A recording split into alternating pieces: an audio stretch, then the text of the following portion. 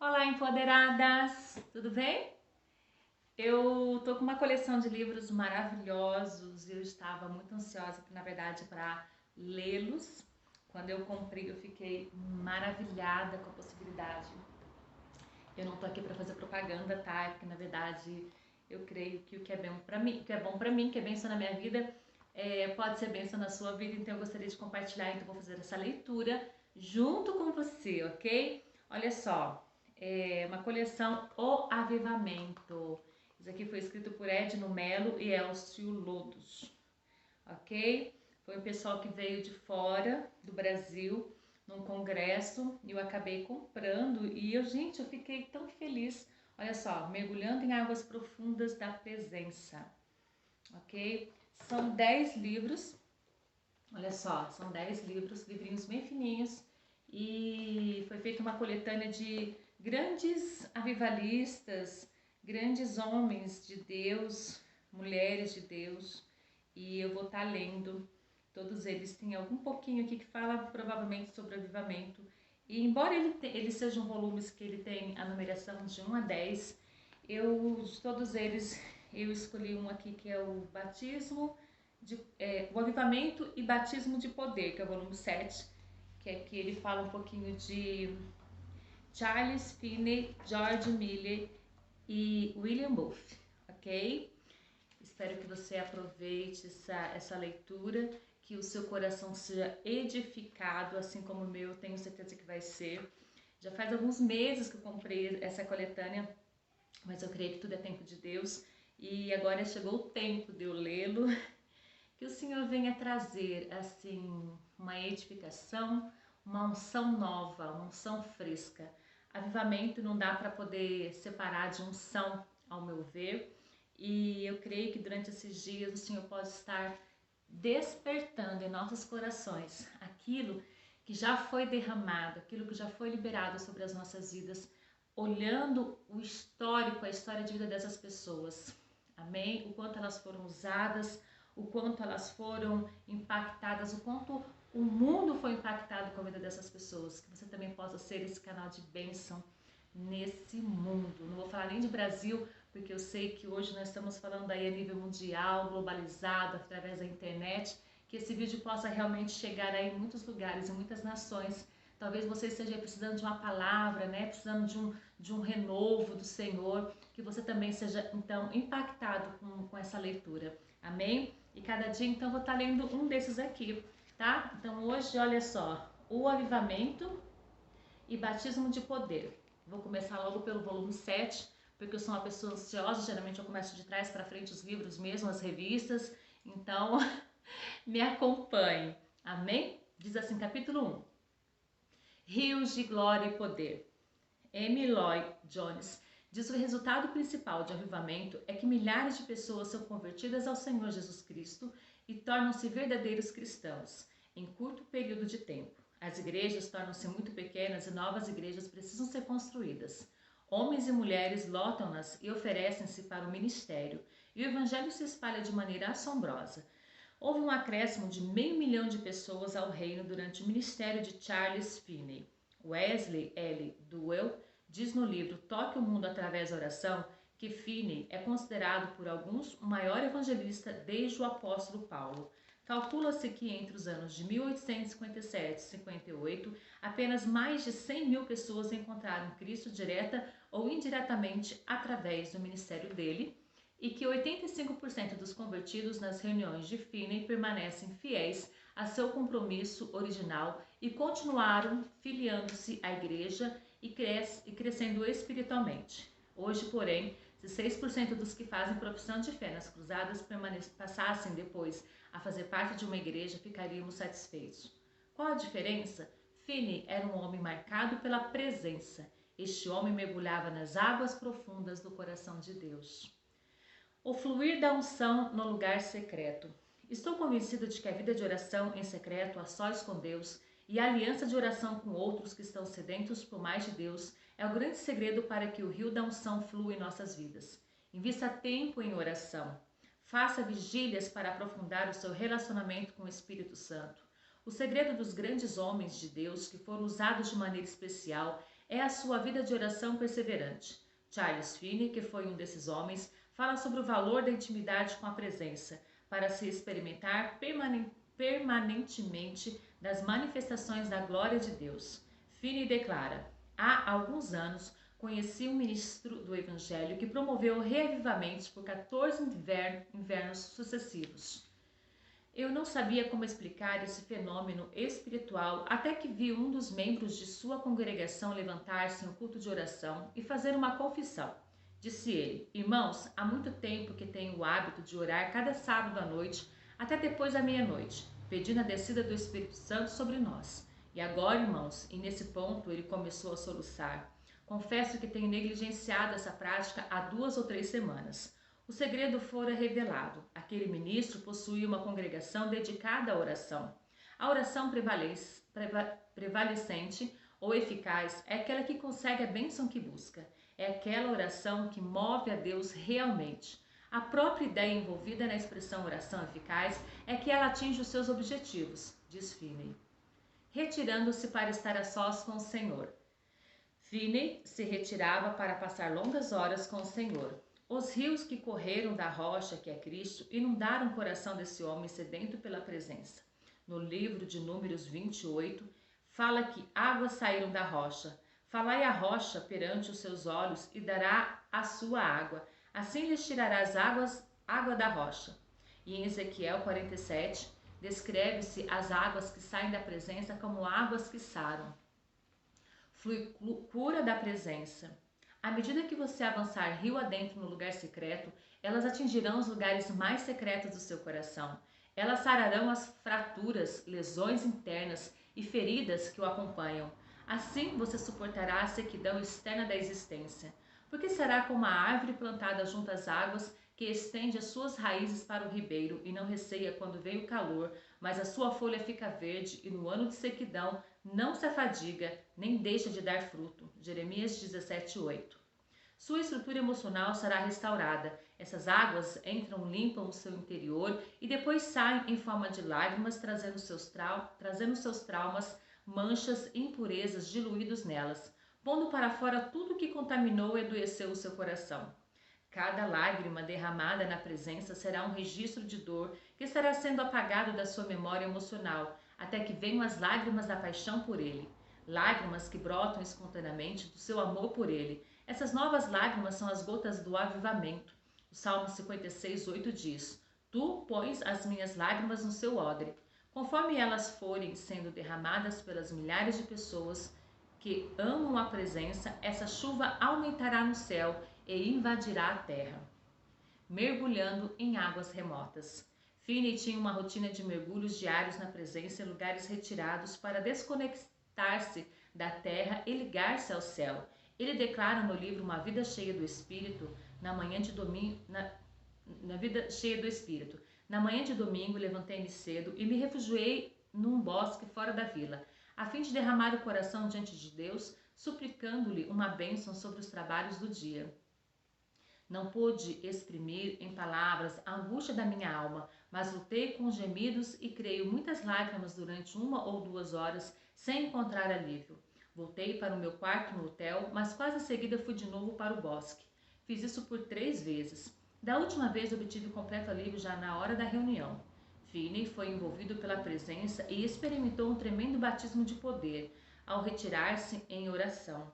Essa experiência está relatada em Memórias de Charles Finney. Em vez de me direcionar para os escritórios, fui para o bosque, sentindo que deveria estar só, bem distante de qualquer ser humano, longe dos olhos e ouvidos das pessoas, num lugar onde pudesse derramar todo o meu coração diante de Deus em pessoa. Mas o meu orgulho resolveu dar sinais grosseiros. Enquanto caminhava, ocorreu-me que alguém poderia estar a ver-me e a suspeitar sobre aquilo que estaria na iminência de fazer. Não queria que alguém suspeitasse sequer que ia orar. Ninguém provavelmente suspeitaria de algo assim, caso fosse visto a ir em direção ao bosque. Tão grande era o meu orgulho e tão violento era aquele temor ao homem que me possuiu, que recordo haver-me esgueirado por baixo da vedação o mais rápido que pude para embrenhar no bosque o mais longe possível da vista de humanos, para que ninguém tivesse como me ver a partir da vila. Penetrei na mata a meio quilômetro, passei para o outro lado do monte, que havia depois da vila e achei um local de oração. Umas árvores grandes haviam caído cruzando-se umas sobre as outras, criando uma espécie de aposento no meio delas. Entrei nesse aposento e ajoelhei-me para orar a Deus. Recordo que dissera a mim mesmo ao caminho daquele bosque que entregaria todo o meu coração a Deus, custasse o que custasse. Disse vezes sem conta, repetindo para mim mesmo essa promessa: entregarei todo o meu coração a Deus, ou nunca mais sairei do bosque. Não sairei daqui sem haver resolvido a minha vida com Deus. Logo ali, uma certa passagem das Escrituras parecia penetrar a minha mente com uma tempestuosa luminosidade. Mas de lá buscarás ao Senhor teu Deus e o acharás, quando buscares de todo o seu coração e de toda a tua alma. Deuteronômio 4:29. Continuei assim em oração, apropriando-me de promessas atrás de promessas durante muito tempo, quanto não sei. Orei até que mentalmente me havia saturado. Após retornar e retirar-se para estar internamente junto à lareira, a sós na presença, Finney descreve o que lhe aconteceu. Um poderoso batismo do Espírito Santo caiu sobre mim inesperadamente. Nada esperava, tudo desconhecia daquilo que se estaria passando comigo.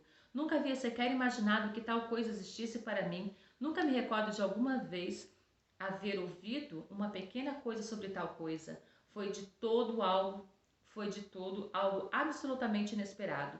O Espírito Santo desceu sobre mim de maneira que mais me parecia trespassar-me e atravessar-me de todos os lados, tanto física como espiritualmente. Mais me parecia uma corrente eletrificada de ondas de amor, passavam em e por mim, atravessando-me todo. Mais me pareciam ondas e ondas de amor em forma líquida, uma torrente de vida e amor, pois não acho outra maneira de descrever tudo aquilo que se passou comigo. Parecia-me o próprio sopro de vida vindo de Deus. Lembro-me distintamente que me parecia que esse amor soprava sobre mim como com grandes asas. Finney segue dizendo: não existem palavras que possam sequer descrever com a preciosidade e com a quantidade de amor que fora derramando em meu coração. Eu chorava de alegria profunda, urrava de amor e alegria. O meu coração muito dificilmente teria como poder se expressar de outra forma. Aquelas ondas sem fim passavam por mim e em mim, através de todo o meu ser. Recordo-me apenas de exclamar em alta voz que parecia que pereceria de amor se aquilo continuasse assim por muito mais tempo. Mas mesmo que morresse, não tinha qualquer receio de qualquer morte em mim presente. Quanto tempo eu permaneci neste estado de coisas, não sei precisar. Finney encorajava a oração a sós em casa. Propus que celebrássemos um pacto de orar em nossos aposentos, pedindo ao avivamento sobre a obra de Deus, que orássemos ao nascer do sol, ao meio-dia e ao escurecer, em nossos quartos todos os dias durante uma semana. Depois disso, nós nos reuniríamos novamente para ver o que mais deveríamos fazer. Não foram utilizados outros meios, mas o desejo de oração imediatamente se derramou sobre os nossos convertidos. Antes do término daquela semana, soube da parte de alguns deles que, quando tentavam observar esses períodos de oração, perdiam de tal maneira as forças que se tornavam incapazes de se levantar sobre os próprios pés, ou mesmo de ficar eretos sobre os joelhos, em seus quartos, e que alguns deles se prostravam no assoalho e oravam com gemidos inexprimíveis, implorando pelo derramamento do Espírito de Deus. O Espírito se derramava e assim, antes de terminar aquela semana, todas as reuniões contavam com um grande número de pessoas. Houve intenso interesse pelas questões religiosas, na minha opinião, tanto quanto houver em qualquer outro período durante o reavivamento. Charles J. Finney. O avivamento se espalha. Em certa cidade não tinha havido reavivamento por muitos anos. A congregação evangélica estava quase extinta. Os jovens não eram convertidos e reinava uma desolação geral invencível. Morava numa parte remota da cidade um homem idoso, ferreiro de profissão, tão gago que dava dó ouvi-lo. Estava sozinho em sua oficina em certa sexta-feira, quando sua mente se preocupou demais com o estado espiritual da igreja e das pessoas impenitentes. A sua agonia se tornou tão intensa que o velho se sentiu induzido a deixar de lado o seu trabalho e a fechar a oficina, a fim de passar a tarde em oração. Prevaleceu em oração e no sábado visitou o ministro e lhe expressou o desejo de que este realizasse uma conferência evangelística, isto é, um culto evangelístico. Após alguma hesitação, o ministro concordou. não sem antes observar que temia que poucos comparecessem. Marcou seu culto para aquela mesma noite em uma espaçosa moradia particular. Chegada a noite, reuniram-se mais pessoas do que poderiam acomodar-se na casa. Todos estavam silenciosos até que, passado algum tempo, alguém prorrompeu em lágrimas e pediu que, se alguém soubesse orar, orasse por ele. Seguiu-se outro e depois outro e outro ainda, até que muitas pessoas de todas as áreas da cidade se encontravam sob a convicção de pecado. E o mais notável de tudo é que todas assinalavam o momento dessa convicção na hora exata em que o homem orava em sua oficina. Seguiu-se daí poderoso reavivamento. Foi dessa forma que aquele homem idoso e gago prevaleceu e, como príncipe, manifestou o poder de Deus. Charles J. Finney. John Newton declarou: se passares várias horas em oração diariamente, verás grandes coisas. Você verá a glória de Deus e um rio de cura fluirá das suas mãos e tocará multidões. Águas vivificadoras. Charles Finney, 1792 a 1875, chegou a ser contemporâneo de Moody e de George Miller. Depois que Finney e Moody foram tocados pela glória de Deus, é que o rio do avivamento nasceu. John Haggai conta em seu livro, eu acredito que seja assim, tá? Haggai conta em seu livro Ouse Pedir uma Decisão, que Charles J. Finney foi um dos pregadores mais eficazes na história norte-americana. Um advogado convertido aos 30 e poucos anos serviu como evangelista por 10 anos, somente 10. Em um período de 6 semanas do seu ministério, houve 30.000 decisões por semana. Não me consta que isto tenha sido igualado ou superado na história evangélica da América do Norte. E veja que isso antecedeu o tempo do rádio, TV e as igrejas com o conforto do ar-condicionado. As manifestações do poder de Deus. Finney tinha muito bem definido em sua mente qual era o propósito das suas pregações: conduzir homens ao arrependimento. Ele sempre convergia a conclusão do sermão para o apelo da salvação. Em seu livro Em Chamas para Deus, Wesley Duell conta que, enquanto Finney pregava durante alguns meses na Filadélfia, em 1829, Deus começou a operar entre os madeireiros que transportavam seus troncos pelo rio Delaware para vendê-los. Muitos tiveram um encontro com Deus e voltaram rio acima para suas casas, começando a orar pela salvação de outros. Foram relatados muitos casos de 2 ou 3 cortadores de madeira que viviam sozinhos em pequenas cabanas e que não haviam ido a nenhuma reunião nem sabiam quase nada de Deus. Eles eram subitamente convencidos em suas cabanas, saíam e iam perguntar para o outro o que fazer e depois eram maravilhosamente salvos. Mais de 5.000 pessoas numa extensão de 80 milhas foram convertidas dessa forma. Charles Finney mesmo escreve que se preparava o melhor que podia em oração, jejum e estudo, a fim de dar o melhor em sua mensagem. Como consequência, ele descreve a reação das pessoas enquanto pregava. Depois de falar-lhes nesse tom de autoridade por não mais que 15 minutos, uma terrível impressão de solenidade fixou-se neles e alguma coisa cintilava sobre a congregação. Um tipo de luz difusa, como se a própria atmosfera se agitasse. As pessoas começaram a cair dos assentos, clamando por misericórdia. Se eu tivesse uma espada em cada mão, não poderia tê-los abatido tão rapidamente. Quase a totalidade da congregação estava de joelhos ou prostrada, e penso que tudo isso aconteceu em menos de 2 minutos. Os que conseguiam dizer alguma coisa oravam por si próprios. A pouca distância de onde eu estava havia uma lareira aberta. Lembro-me muito bem de que minha alegria era tão grande que eu não conseguia controlar o riso. Ajoelhei-me e coloquei a cabeça, depois de cobri-la com um lenço, na lareira, para que eles não me vissem rindo. Sabia que não entenderiam que meu riso era fruto de uma alegria santa e irreprimível. Com muita dificuldade, controlei-me para não gritar glórias a Deus. O rio de Deus flui com poder. Finney conta de casos de pessoas tão impactadas com a presença de Deus que elas eram instantaneamente transformadas pelo poder do Espírito Santo.